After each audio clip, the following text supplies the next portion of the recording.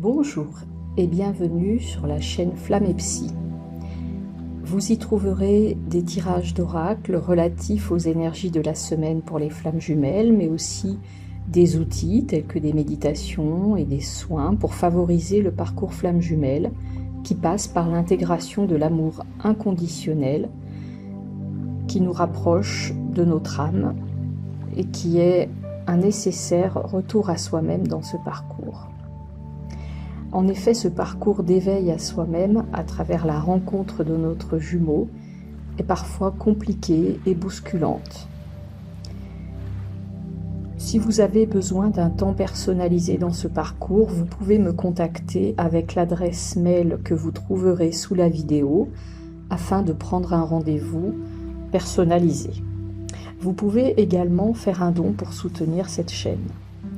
Vos commentaires, témoignages et partages sont également les bienvenus.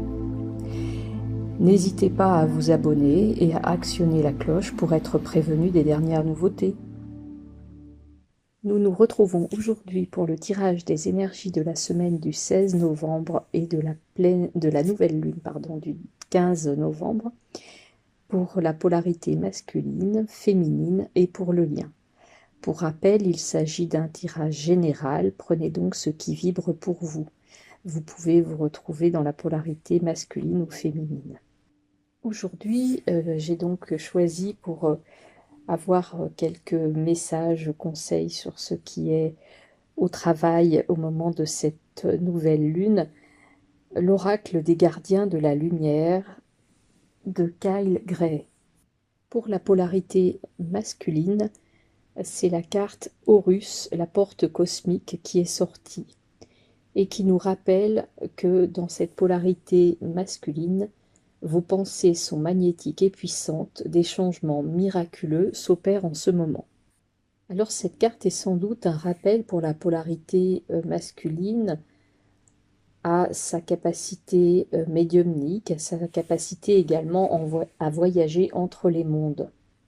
Alors cela peut être également une invitation à méditer et à prier pour apprivoiser cette magie naturelle qui entoure cette polarité masculine et qu'il ne maîtrise peut-être encore pas tout à fait.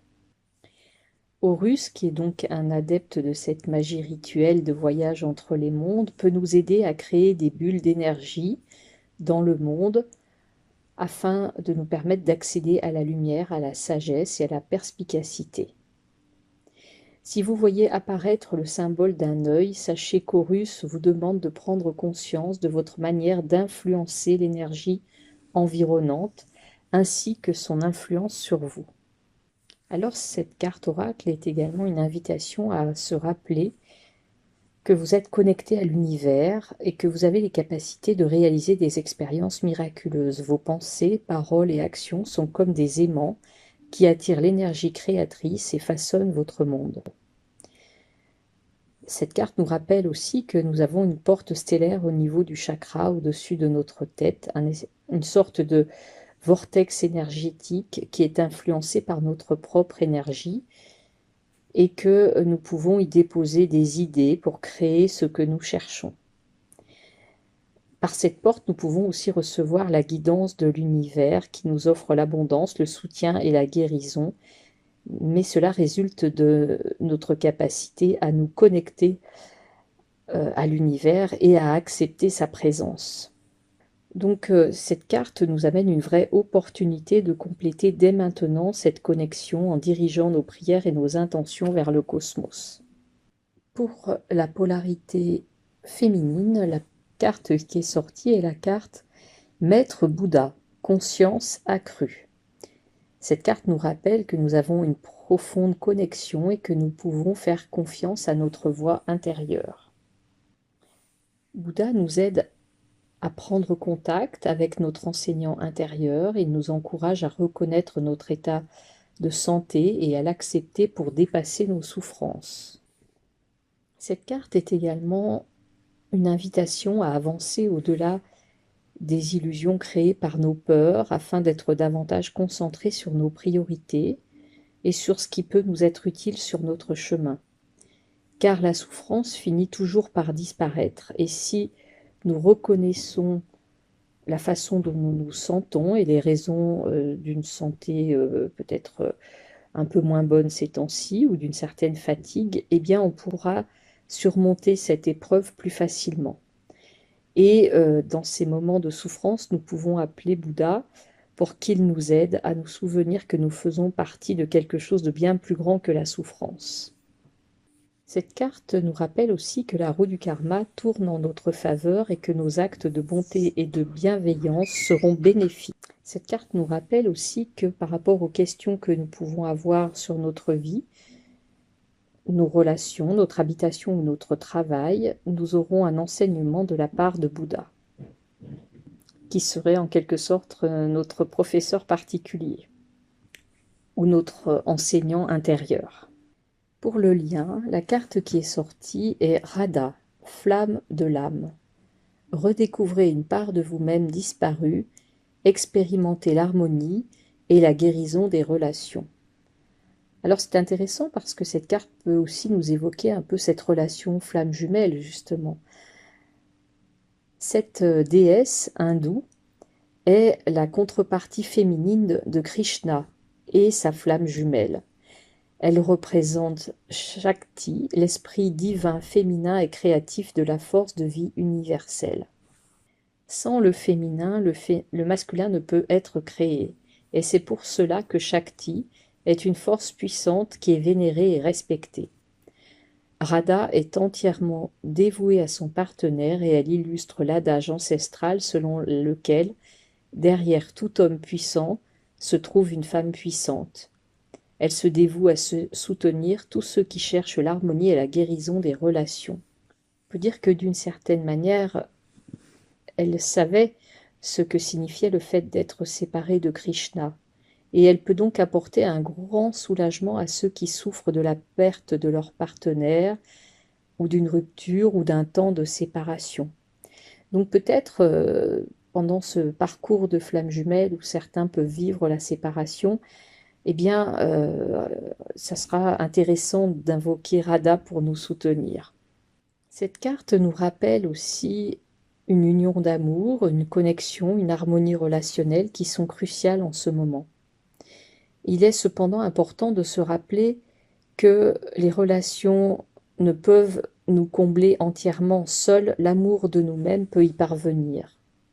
On a également maintenant l'occasion de retrouver des parties de nous qui sont égarées, peut-être des aspects sensuels ou des capacités à nous aimer. En tout cas, les relations qui nous entourent vont commencer à refléter l'amour que nous nous portons de plus en plus. Un romantisme accru, des sentiments et des opportunités d'exprimer l'harmonie divine dans l'amour émergent dans notre vie. Cette carte nous rappelle que chacun d'entre nous mérite l'amour divin. Et Radha, grâce à sa présence, et Shakti est là pour éveiller en nous cette connexion à l'amour. Comme si cette connexion à l'amour en nous naissait de ces retrouvailles, on pourrait dire, entre la polarité masculine et féminine. Ou tout simplement de ce moment de reconnexion qui lance le parcours de flamme jumelle. En dos de deck, la carte qui est sortie est la carte El Moria, présence naissante. L'univers est avec vous, portez une cape de protection et d'amour. Alors El Moria est une âme sage qui est capable de nous aider aujourd'hui à retirer de notre vie toute énergie qui ne sert pas notre connexion au divin. C'est un merveilleux guide à appeler si nous ne sommes pas sûrs qu'une chose soit réelle ou non. Il nous aide également à éveiller notre présence je suis, qui est notre connexion la plus pure à notre âme et à l'univers lui-même. Cette carte nous rappelle également que la protection spirituelle est importante en ce moment et qu'il est important également du coup de nettoyer notre énergie avant de poser cette protection. El Moria est présent avec une légion d'anges pour nous aider à comprendre où nous en sommes maintenant, pour initier notre connexion divine ou la renforcer, en nous détachant des traumatismes, des gens, des lieux ou des émotions qui ne nous sont plus utiles. Rappelons-nous qu'en nous se trouve une âme très lumineuse. Laissons cette lumière resplendir par notre corps tout entier. Ensuite, nous pouvons appeler El Moria et ses anges autour de nous dans une lumière qui nous protégera à tous les niveaux.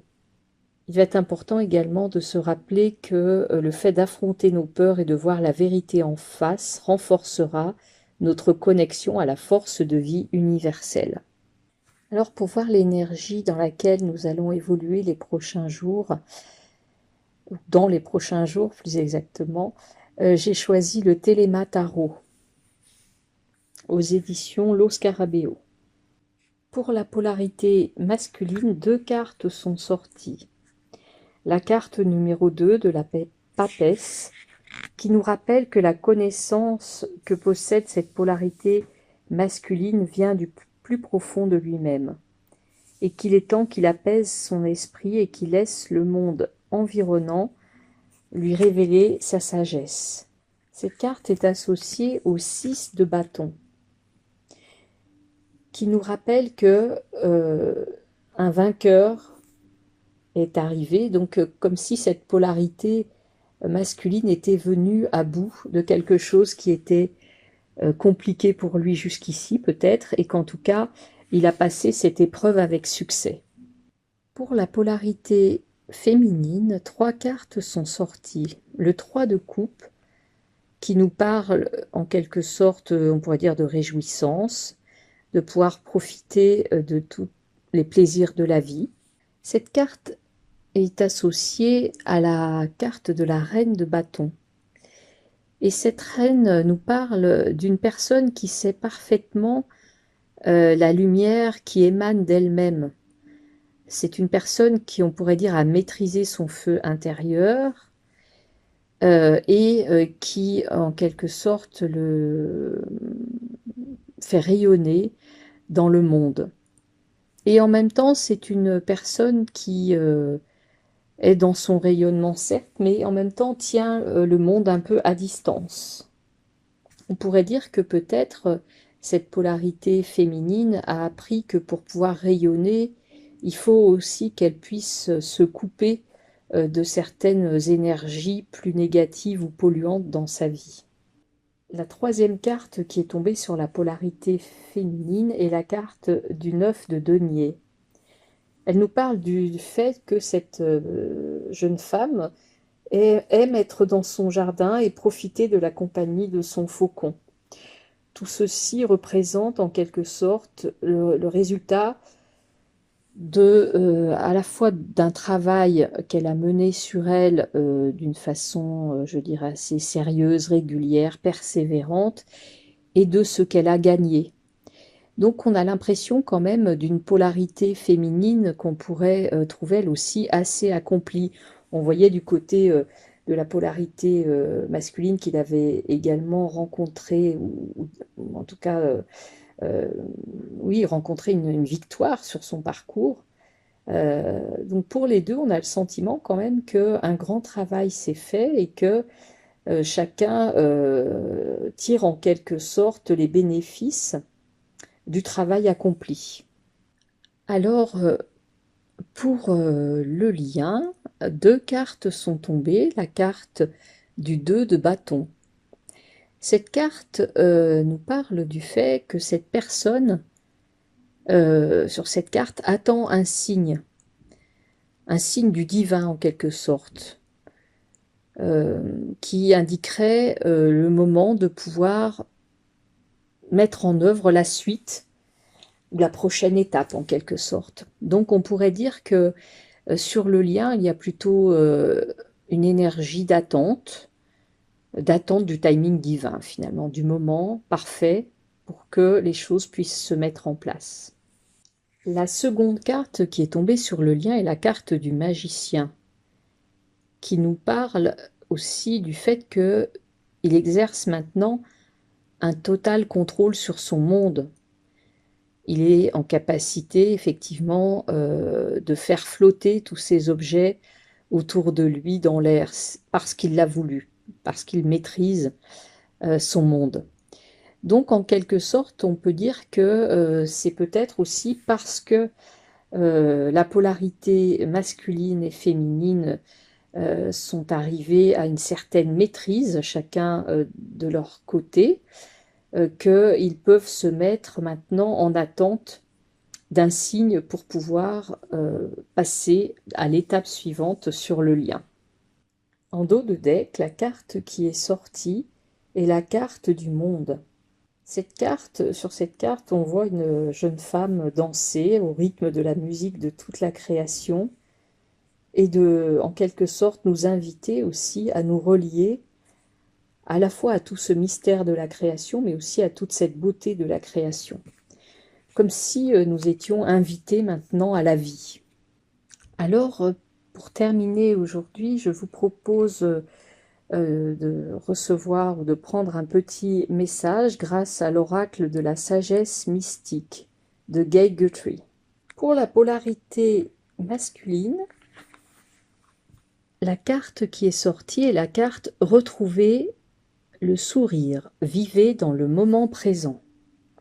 Alors cette carte est une invitation à la fois à ne plus s'appesantir sur ce qui a pu être difficile précédemment, et au contraire à pouvoir revenir dans le présent et revenir peut-être dans notre enfant intérieur qui a cette capacité à la joie, à la spontanéité, au fait de profiter de bonheur simple, j'allais dire dans le présent sans se poser d'autres questions. Peut-être aussi que cette carte est une invitation à retrouver des plaisirs simples. Le mantra associé à cette carte serait « Je vis dans le moment présent et je me sens joyeux ». Pour la polarité féminine, la carte qui est sortie est la carte « Aller de l'avant ». Attendez-vous à un changement positif. Alors cette carte rappelle à la polarité féminine que les situations et événements du passé se terminent pour faire place à des changements positifs et que nous allons pouvoir transformer les expériences négatives en un avenir plus positif et gratifiant. Et que maintenant, cette polarité féminine possède les ressources et les capacités nécessaires pour aller de l'avant, et que pour pouvoir être aussi soutenue dans cet élan, j'allais dire, le fait de croire sincèrement en nos anges nous ouvriront les meilleures portes et nous placerons sur le chemin le plus clair et le plus facile. Le mantra associé à cette carte serait « Je suis prête à aller de l'avant avec confiance ». Sur le lien, la carte qui est tombée est la carte de l'originalité. Tracez votre propre voie. Alors, cette carte nous rappelle peut-être que ce lien a quelque chose de tellement anticonformiste que nous pouvons assumer de faire preuve d'originalité, de courage, alors non pas pour faire les choses contre les autres, mais juste pour les faire pour nous-mêmes. Cette carte nous rappelle également que nous sommes nés pour réussir et mettre de l'excitation, de l'amour et de la vie dans la vie de nous-mêmes et dans celle des autres. Et que bien que nous puissions avoir un côté peut-être spontané qui peut en déranger certains, eh bien malgré tout, nous avons une nature aimable et généreuse qu'il va être tout à fait intéressant d'exprimer et de montrer au monde. Alors le mantra associé à cette carte serait « Aimez-moi sans avoir peur, ayez confiance en moi sans vous interroger, aimez-moi sans poser de limites, aimez-moi sans avoir d'exigence, j'en vaux la peine ». Donc en cela, on pourrait dire que cette carte est un rappel au fait que, j'allais dire, chaque polarité dans cette relation flamme jumelle représente, j'allais dire, de belles personnes qui sont dans de belles énergies. En dos de deck, la carte qui est tombée est la carte de l'émerveillement créatif. Elle nous invite à suivre notre passion.